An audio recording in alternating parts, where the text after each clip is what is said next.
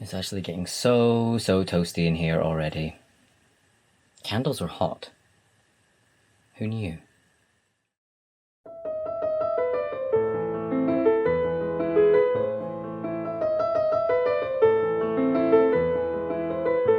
Hey everyone, it's Victor here.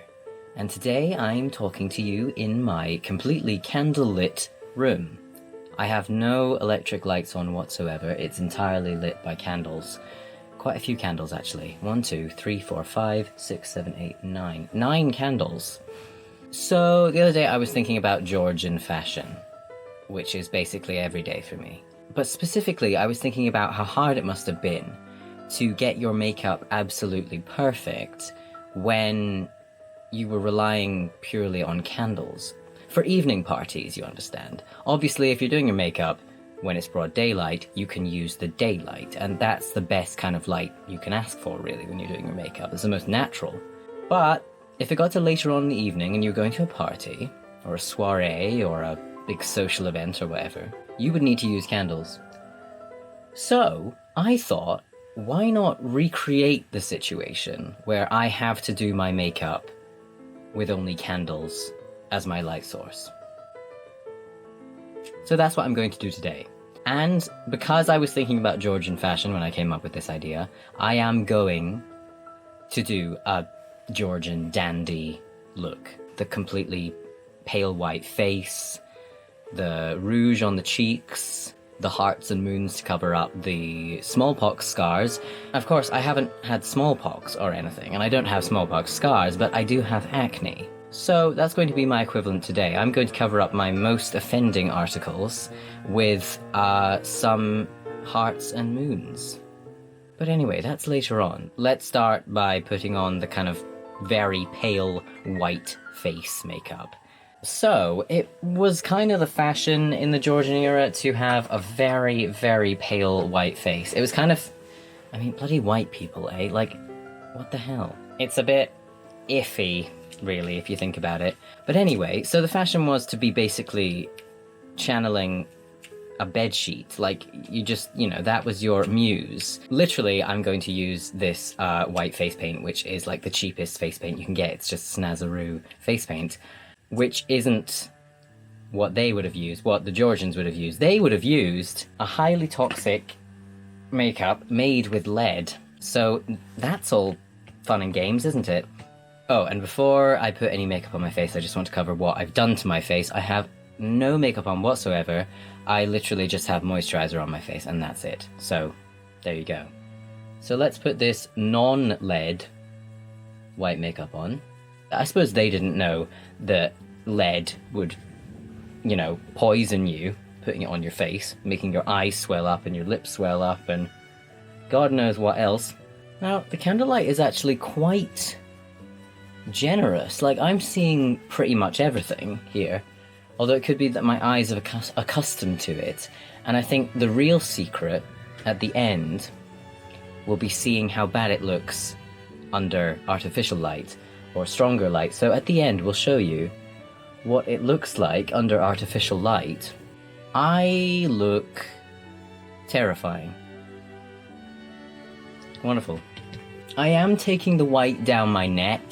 I've forgotten if they cut it off just at your face or if they continue. I think they just do the face, but I don't know if I'm for that life.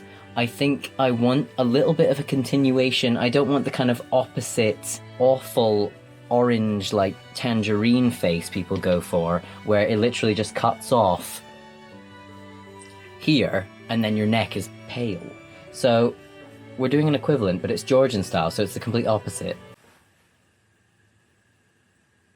Osmo, you ruined that take by going over there. Did you know that? My face is here. I know it's hard to believe that this is my face, but it is, so follow it, please. Osmo lost my face there. Not sure for how long, but let's continue, shall we? So, what I was going to say was that I am not a historian, and I actually don't really know any real, proper facts about the Georgian era or anything like that. So, please, take everything I say with a pinch of salt and don't use me as a Bible or anything. I'm just kind of interested in that time, and I'd like to learn more about it, but I'm absolutely not an expert in it. I mean, is this enough? I think it's enough. I can't really tell if I've got good coverage, though. You do struggle to see as well as you would with artificial light. There is still, like I said earlier, how it seemed good. I was impressed. But no, there's a definite difference in the amount of eye strain that's going on here. I'm getting really warm. The candles are warming up the room, that's for sure. I'm also doing my ears. I'm too used to doing body paint that I'm kind of spreading it all around when I should be just focusing on the face. But anyway, let's powder that. And I'm sure the powder was probably made out of something hideous as well, because, well, I think the actual white makeup was like a paste, I think. Or was it all powder? It might have all been powder, actually. And that wouldn't help, because if it was powder, you'd be breathing in the lead, or whatever was in it. Oh. I dread to think. Because I romanticize history in many ways. I think, oh, Georgian fashion, what a time to be alive. No. You'd be dead, and also I'd probably be hung for... Osmo? You ruined me about to say I'd probably be hung for being queer. So, thanks for that. I have an Osmo Pocket, and he's fantastic. That's the camera I'm using. But he occasionally gets a little confused as to where my face is, because he follows my face. So if you suddenly go over there for no reason, maybe it's because he saw the demon, and the demon has a face too. So he might be getting confused because he's not sure which face to focus on, which I totally get. I totally get that, Osmo. Right, so we're powdered. So that looks a bit better now I've powdered it. Okay, we've got some in my hair, and my hair just kind of jammed as I tried to... Oh, that was a really nasty sensation. Lovely. So next, I think we should fill in these brows, because that was actually a fashion for men to darken your brows. Again, I think the makeup that they used to darken their brows with had lead in it. They liked lead, I think. I'm not really sure why. I think they must have just not known how poisonous it was, and they thought, oh, this is good. This works. The fashion for eyebrows was interesting, though, because for women especially, women would shave off their eyebrows and draw them back on very high and very thin. Which hilariously did come back into fashion quite recently. But yeah, I'm pretty sure the Georgians sort of invented that. So there's our brows. This face looks more like a face now, so Osmo, you'll be pleased, because you can actually, like, notice that this is a face. If the demon comes back, I understand that you have to follow him, so it's fine. Now, the other thing that men and women of the time enjoyed was a bit of rouge. Which is basically blush, but again, made from toxins. I'm pretty sure there's lead in there. That they would put on their cheeks and also on their lips. So I'm going to use some Revolution? Is this Revolution? Revolution lipstick, which is not made of lead. So here we go. I'll put it on my lips first, I think. Also, I'm sorry if you can hear the horrible storm outside. It's very windy. But again, it's more kind of atmospheric. Oh dear. I can't do lipstick. That's fine. That's fine. It'll be fine. That's alright. It's very strong. Okay, for the cheeks, I'm gonna put a little bit on my finger first. And then put it on my cheeks and then, like, blend it out. So I'll blend it out with a finger that hasn't got it on it. Because they did like their rosy cheeks. And I don't know why. Fashion is weird like that, though, isn't it? You're kind of not really sure why things come into fashion. Although I suppose... I don't... The thing I don't understand is how pale the face is. Oh! Was it because it was a sign of being rich? Because it means you didn't go outside... to, like, you know, work in the fields or anything and get a tan. So you, like, sat inside all day and got progressively more like a bedsheet. Okay, I understand now. I think I do remember reading up about that, but I just completely forgotten. Whoa, this is interesting. I've never really done blush before, and they're kind of shaped like bananas, and I didn't really plan that, but that's fine. Let's just keep blending. I wonder if I'm allowed to use this brush. When I say allowed, I mean... I don't know what I mean. It's late. Right, I think we're going to move on to covering my smallpox scars. Now, I am going to be using liquid eyeliner for this, for the black one, so I'm going to have a red one as well. But for the black one, which will be the Black Moon, I'm going to be using liquid eyeliner.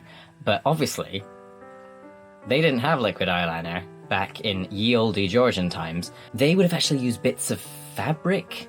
I think they stuck bits of fabric in the shapes of hearts and moons and birds and wacky things onto their face to cover their smallpox scars. But I didn't really have time to make things out of fabric, so I'm just going to be painting them on. They're called mushes, which is French for fly, I think. And I think they called them mushes because they just look like flies that landed on your face, which again, doesn't sound very attractive, but fair enough. So I'm going to start with a moon all over here because I've got quite a big spot here, and I think it'd be nice to cover that a bit.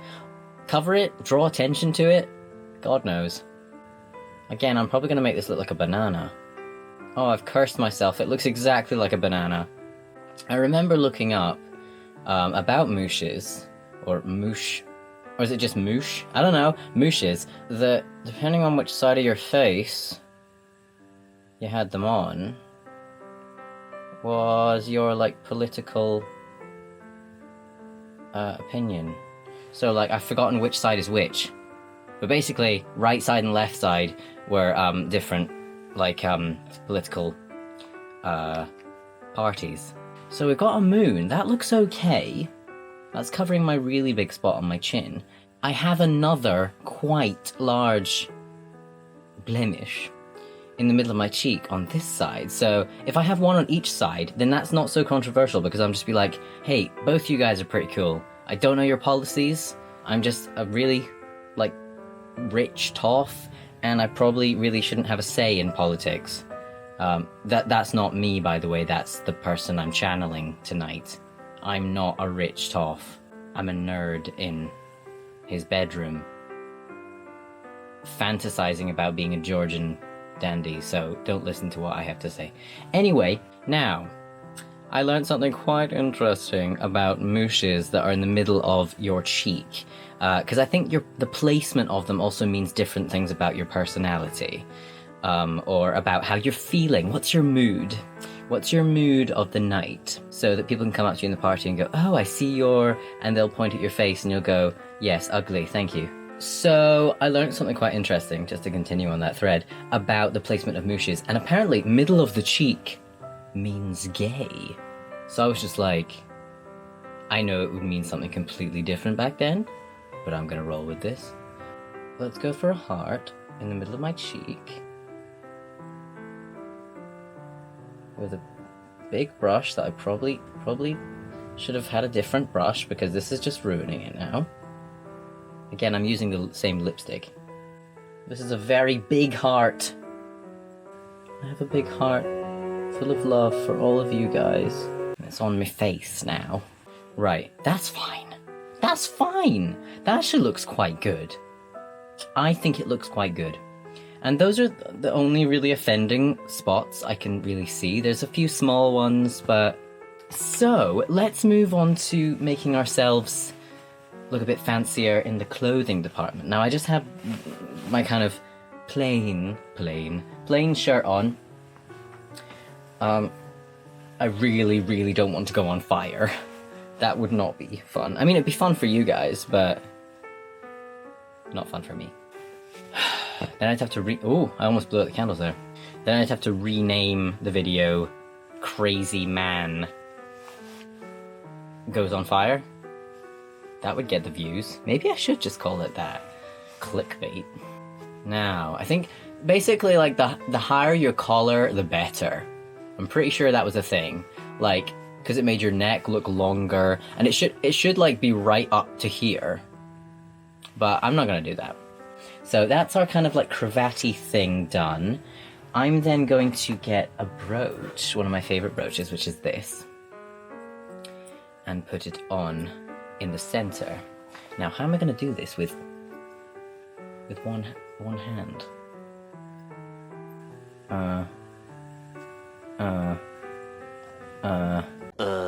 Oh, I think we're...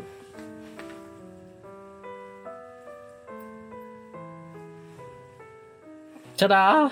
I did it. Oh no, it's fine. No one will notice. Just don't tell anyone. Time for waistcoat, which is this lovely red waistcoat, one of my favourites. I got it for like £3 at the BHS closing down sale in the wedding section, because everything I own was either from a sale or from a charity shop, because that's how I live my life. Buttoning it up. I feel like I can't move, because if I move slightly to any direction, I'll go on fire. That's like being Lestat. Time to put my hair on. And funnily enough, wigs were quite fashionable. Osmo. Thank you. Wigs were a big fashion, as you probably have seen. If you've seen any kind of Georgian fashion whatsoever, you will have seen the huge wigs. Now, it was a fashion to have your wig as high as possible. I think I wrote down something about one of the highest wigs that someone had on my... This isn't... Does this count as artificial light? My phone? I'll read it from down here. No, I didn't mark down how tall the wig was. I looked it up and everything. I'm stupid. Oh well. But basically, I don't have that kind of fancy tall wig for you today. I just have a curly two-tone one, which is vaguely Georgian. It's not really. I wish I could afford one of those wigs. One day. One day. Now, the one thing I'm going to have to be particularly careful with is this wig when I put it on, because synthetic fibers are flammable. And I'm sure the wigs in the Georgian era were even more flammable because they were made of horsehair, I think. And horsehair is extremely flammable. So, I'm sure they had that issue too. I'm sure they were worrying as they put on their wig cap that they might go on fire. So, let's just be very careful. Okay. Right. Okay. Here we are. There we are. Oh, there we are. Oh, gorgeous. Now. Oh dear, I have slightly taken away some of the white off the top of my forehead when I put my wig cap on. So I may have to reapply that. Where's my white? So yeah, this is not a very accurate Georgian wig, like I've said. Osmo, are you looking for me? Hi. Osmo's found me again. So this is not an accurate Georgian wig. It's not. But for this purpose, I think it works quite well. I think it looks quite good. So here we are. That's basically the full look. I do have a jacket, but I am not putting that jacket on because I am boiling, and I'm pretty sure I would die if I put on a jacket. I should probably look at it underneath artificial light now and see what it actually looks like. My camera's gonna have a freak out. So here we go, guys. Let's show myself up for what I really have done. Is it going to look okay? Surprisingly, yes. Apart from some very obvious issues with the texture of the... Oh, yeah. The way I've done the white makeup is quite I don't even know how to describe it. It's just textured, and I would usually work and powder it and blend it until it looked nicer. It looks much better in the candlelight. So if I was going to a party, I would hope to God that it was dimly lit, because that is not attractive. Or is it? I don't know. Probably in the Georgian era. Do you know, I'm going to switch that off because I like it in the candlelight because it actually looks nice. In the Georgian era, this is probably very attractive. But right now, I think it's attractive, but I'm really strange. So you'll have to let me know in the comments. Something has happened to my... Why did no one let me know about my brooch? That's really rude. I could have walked out the door and been very embarrassed when I got to the party and my brooch was like this. Some friends you are.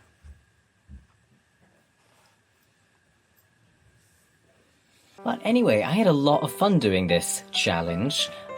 Didn't really turn out to be much of a challenge, but I just kind of enjoy the atmosphere of candlelight. I often put just candles on in my room just to kind of calm down. I think when you take away electronics and artificial light and things like that, a sort of deep primal part of you just feels comforted. And I always like to do that when I'm feeling a little overwhelmed with technology and modern things. So I think I will do that more in future. And I think I might even make more videos just with candlelight and not artificial light. I think I might do that. But anyway, let me know if you would like to see that. If you'd like to see more candlelit videos, or if you want to see me try more makeup looks in candlelight, if that's something you enjoy, let me know. But for now, thank you guys so much for watching. And I will see you very soon. Actually, I'm going to blow out the candles, because that's a really cool ending. Not if you take ages, Victor.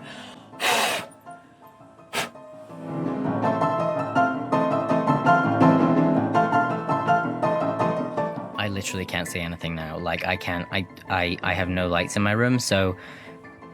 Like, I'm just sitting in the same place, and I don't even know where my phone is. I probably should have done that before I blew out the candles, but, alright, well, I'll... Okay, bye.